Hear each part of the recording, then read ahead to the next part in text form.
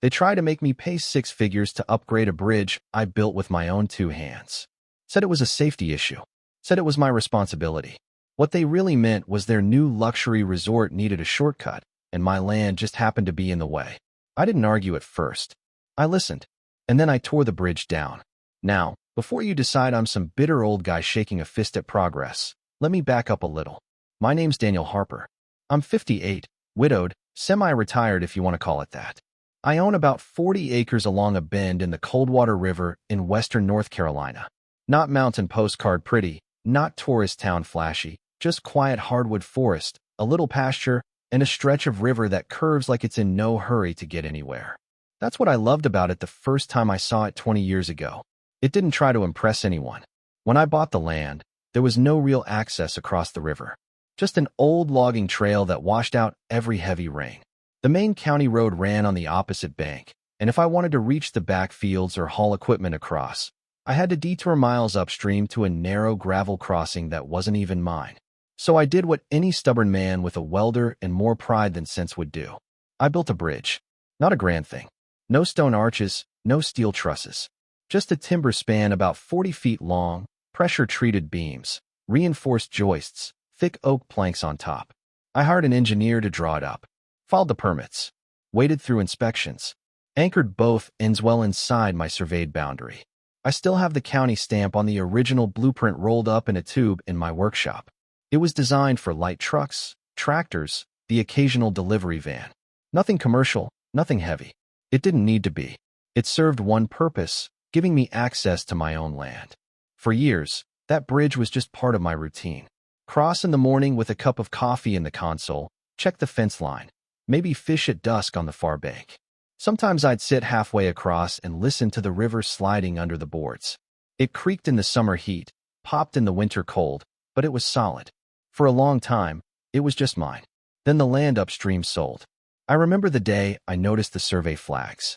Bright orange tape fluttering through the trees like someone had tagged the forest for surgery. I asked around town and found out a development group out of Charlotte had bought nearly 200 acres along the river. Their name was Blue Fern Hospitality. Fancy logo, lots of talk about eco-luxury and curated experiences. Within months, the quiet upstream turned into a construction site. Earth movers, dump trucks, the wine of saws. They cleared just enough trees to make it look intentional, built cabins with floor-to-ceiling windows, strung cafe lights along walking paths.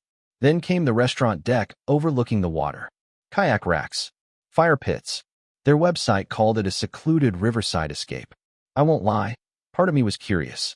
I drove up to the county meeting when they presented the plans. The lead developer, a guy named Evan Calloway, tall, pressed shirt, perfect teeth, stood there talking about boosting the local economy, bringing jobs, putting Coldwater on the map. Folks in town clapped. I didn't.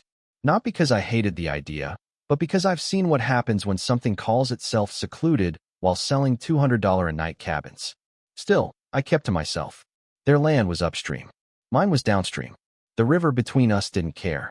The first time one of their trucks crossed my bridge, I thought it was a mistake. A white pickup with their logo on the side rolled across mid-morning while I was stacking firewood. I stepped out and waved it down. Driver rolled his window halfway. Sorry, man. GPS brought me this way. This is private, I said, pointing to the small wooden sign I'd had posted for years. Private bridge. No public access. He nodded, embarrassed. Didn't know? Won't happen again. I believed him. Then it happened again. And again. At first it was contractors. Then delivery vans with restaurant supplies. One afternoon, I watched a flatbed hauling stone for their landscaping creep across, the planks groaning under the weight in a way I'd never heard before. That sound stuck with me. Wood has a language. You learn it if you work with it long enough. That was the sound of something being asked to do more than it was built for. I replaced the old sign with bigger ones. Bright white lettering. Private property. No through traffic. I even added a chain across one end for a while, but I hated the look of it. Felt like I was barricading myself from a world I didn't invite. Then the guests started showing up. I'd be sitting on my porch and see SUVs full of weekenders roll up, slow down, hesitate at the sign, then drive across anyway. Some waved cheerfully like we were neighbors. One woman actually stopped and asked if this was the scenic entrance to Blue Fern. Scenic entrance. I almost laughed. It wasn't just inconvenience. It was wear. My bridge was never meant to handle steady commercial traffic. And legally, that mattered. So I drove up to the resort one afternoon and asked to speak to someone in charge. That's how I met Evan Calloway in person. He greeted me on the deck overlooking the river, all charm and handshakes. Daniel, right? We've heard about you. Beautiful property you've got. We need to talk about the bridge, I said. He tilted his head slightly, like he'd expected this. We're aware some guests may have used that route. Our marketing team is updating directions. Some guests, I repeated. Your contractors too. That structure wasn't designed for commercial use. He smiled, the kind of smile that tries to stay friendly while measuring you. Well, interesting thing about that bridge, Daniel. Our survey indicates it connects to what used to be a shared access road decades ago. There may be historical usage rights involved. I felt something tighten in my chest. There are no easements on my deed. Perhaps, he said smoothly. But if it functions as access to multiple properties, safety standards come into play. There it was. Not a request. A setup. I drove home with that conversation looping in my head, the river flashing silver through the trees. That night, I pulled out my deed, my surveys, every document I had.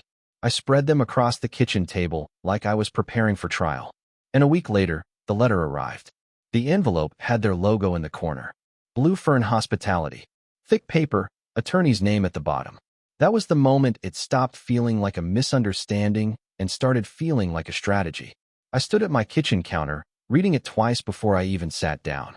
According to their legal team, my bridge connected to a historically utilized access corridor serving adjacent parcels. Because of that, they claimed it needed to comply with commercial safety standards if it was to remain in use. Their engineer had assessed it, apparently without stepping foot on my property, and recommended widening the span, reinforcing the substructure, increasing load capacity, installing guardrails to code, adding lighting, and posting commercial weight ratings. Estimated cost, $118,000. The final paragraph was the cleanest cut of all. Given the bridge's functional integration into regional access patterns, I, as the property owner, was responsible for ensuring it met current standards. Failure to do so could expose me to significant liability should an incident occur. They didn't ask me to upgrade it. They told me. I leaned back in my chair and stared at the ceiling fan spinning slowly above me. I'm not a lawyer. I don't throw around words like functional integration in everyday conversation. But I do understand plain English. What they were saying was simple. Your bridge is useful to us.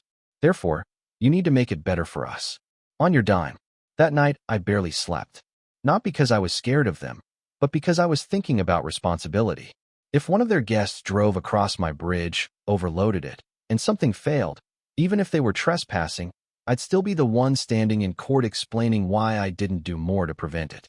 That's how it works. You can be right and still lose money defending yourself. The next morning I called my neighbor, Walt Grayson. Walt's 72, retired county surveyor, the kind of man who still irons his flannel shirts. He's forgotten more about land boundaries than most attorneys ever learn. I laid everything out on his dining room table. He adjusted his glasses, read through the letter slowly, then pulled one of my old surveys closer. There's no recorded easement here, he said, tapping the page. If there was a shared access route, it would be documented. Dirt tracks don't count. They're implying historical use, I said. Walt snorted. Historical use is what folks say when they can't find paperwork. We drove out to the bridge together. He walked the boundary lines with a small handheld GPS unit, nodding to himself. Both abutments were well within my property lines, just like I remembered. The old so-called shared road they referenced was nothing more than a faint depression in the woods, probably from logging equipment back in the 80s. Legally, it's yours, Walt said. But that doesn't mean they won't try to make it complicated. That word stuck with me. Complicated. That's how pressure works. You don't break someone in one swing. You bury them in paperwork, inspections, complaints. 2 weeks later, the county inspector showed up. Nice enough guy. Apologetic even. Said they'd received an anonymous complaint that my bridge posed a public safety hazard due to increased traffic volume. He walked it, measured a few boards, checked the guardrails. It's fine for private use, he said quietly. But if it's being used commercially. I didn't invite commercial use, I replied. He gave me a look that said he understood, But understanding and enforcement aren't the same thing. After he left, I drove straight to Blue Fern. This time, Evan didn't greet me on the deck. He met me in his office, glass walls, framed photos of smiling couples by the river. "You filed a complaint," I said without sitting down. He leaned back in his chair. "Daniel, we're concerned about guest safety. If navigation apps are routing people over your bridge, that's a shared problem. It becomes my problem when you start talking liability." He folded his hands. "We're willing to collaborate. Shared funding. Perhaps we split the upgrade cost. It benefits both properties." "I don't need a commercial-grade bridge," I said. "You do." He didn't deny it. He just smiled that measured smile again. "Your land value increases with improved infrastructure." There it was. The pitch. Progress. Growth. Community benefit. What he didn't say was that their entire marketing strategy depended on being easily accessible. Their brochures boasted about the short scenic drive from the highway. The most scenic part of that drive was my bridge. I went home and stood halfway across it at sunset. The river was high from recent rain, sliding under the beams with a steady hush. I ran my hand along the top rail, felt the small splinters where years of weather had roughened the wood. I built this, I thought, for a simple reason: to reach my own land. And now it was being reframed as infrastructure. The pressure didn't stop. Delivery trucks kept coming. Guests kept following their phones. I started keeping a notebook by the door, writing down license plates, dates, times. Not because I wanted to be that guy, but because I felt like I needed a record. If this went to court, I wanted to show I hadn't consented to any of it. One Saturday afternoon, a large catering truck tried to cross. I was outside when I heard the engine rev low, the board straining. I stepped into the middle of the bridge and held up my hand. The driver rolled down his window. "We're late for a wedding reception," he said. "Not across here, you're not," I replied. He looked past me at the river, at the narrow span.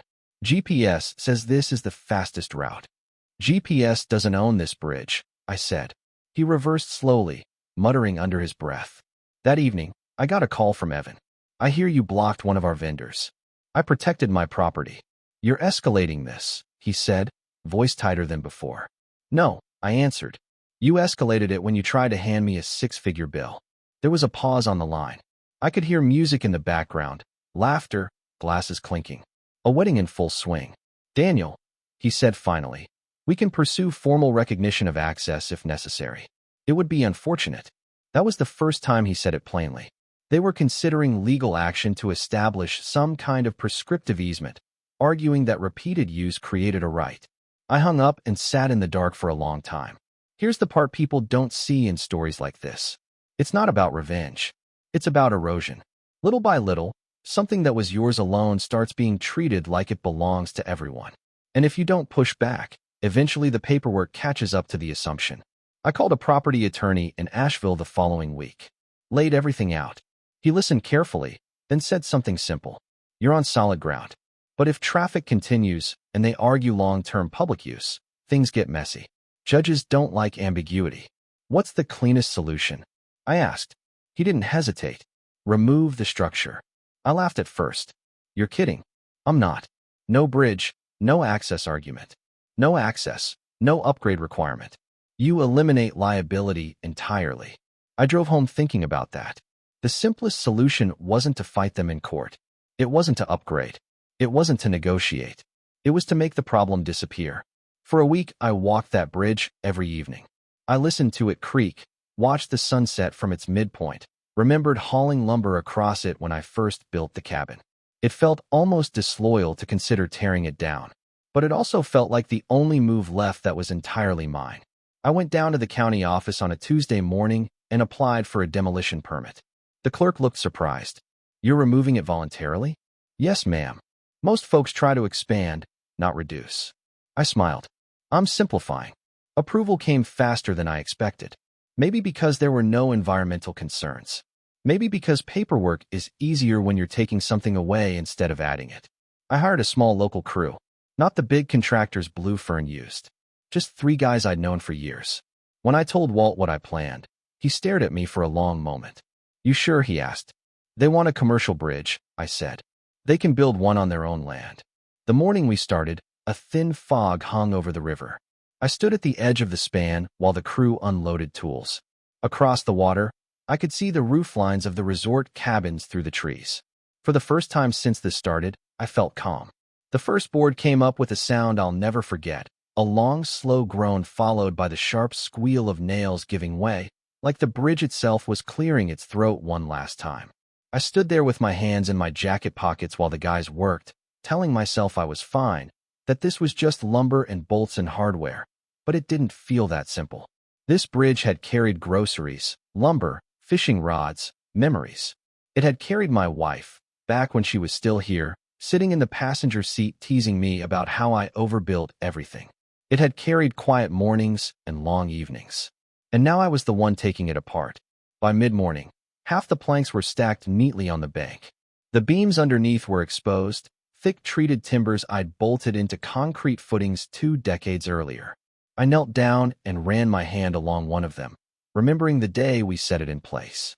I was younger then, stronger, certain that if I built something solid enough, it would stay that way. Around noon, a black SUV rolled up on the opposite side. Evan stepped out. He didn't wave this time. He stood there watching for a few minutes before walking across the remaining span toward me. The crew paused instinctively, tools resting against their hips. "What are you doing?" he asked, though the answer was obvious. "Removing a liability," I said. "You can't be serious." "I am." He looked at the missing planks, the widening gap where river light showed through. "Daniel, this is unnecessary. We were prepared to revisit cost sharing."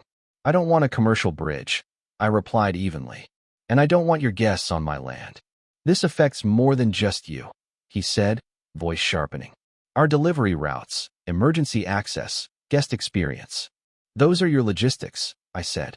"Not mine." He stepped closer. "You're hurting a local business." I almost smiled at that. "You try to hand me a bill for $118,000. That's not community partnership."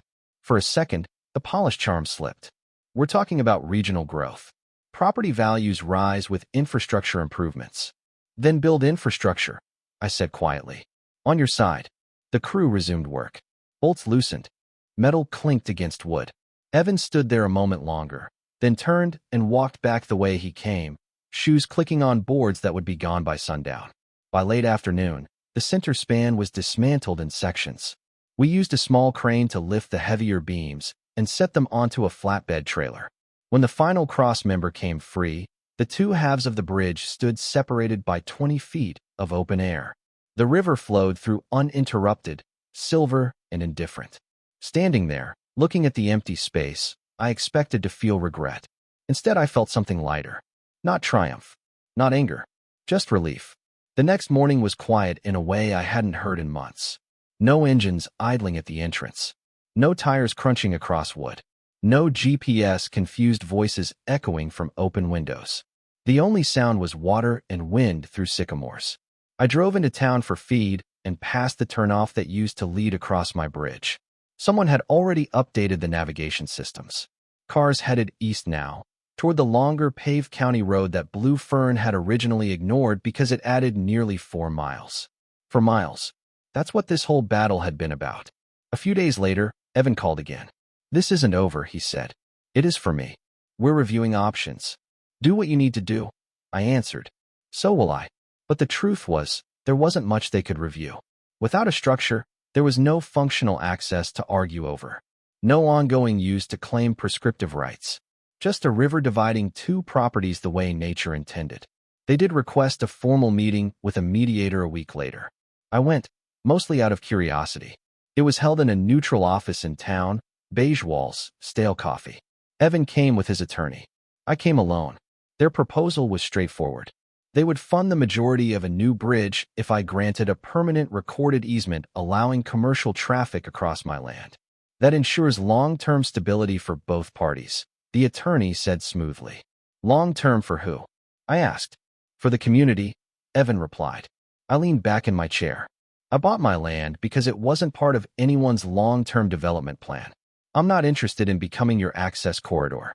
The mediator asked if there was any compromise I'd consider. I thought about it for a moment. About money. About convenience. About how easy it would be to say yes and let someone else rebuild bigger, stronger, shinier. Then I pictured weekend traffic streaming past my porch for the next 20 years. No, I said simply. The meeting ended there. Over the next month, I restored the riverbank where the bridge had stood. We removed the old concrete footings down to grade, filled the gaps with gravel and soil. I spread native grass seed along the approach road and let it take root.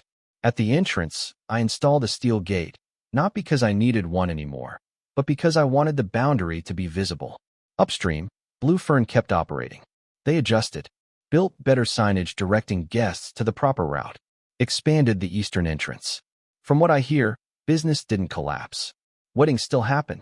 Kayaks still line the shore. Sometimes I sit on my porch in the evening and look upstream, the cabins just visible through trees. I don't hate them. I don't even hate Evan. He did what developers do. He saw an opportunity and tried to optimize it. I did what landowners sometimes forget they're allowed to do. I said no. Here's the part that sticks with me. Progress isn't always someone else's responsibility. And convenience isn't a right just because technology points you somewhere faster. That bridge was mine. Not in a symbolic way. Not in a handshake agreement kind of way. Legally. Physically. Morally. They tried to reframe it as shared infrastructure. I reframed it as optional. People around town still debate whether I overreacted. Some say I should have taken the shared funding and enjoyed a sturdier crossing. Others think I protected something more valuable than wood and nails. So I'll ask you, if you were in my place, would you have upgraded the bridge and split the cost? Would you have granted the easement and embraced the growth? Or would you have done what I did, removed the leverage entirely and let the river run free? Drop your thoughts in the comments. I genuinely want to know where you stand, because stories like this don't have clean heroes and villains. They have interests, pressure, pride, and choices. And sometimes the strongest move isn't building something bigger. It's deciding you don't need it at all.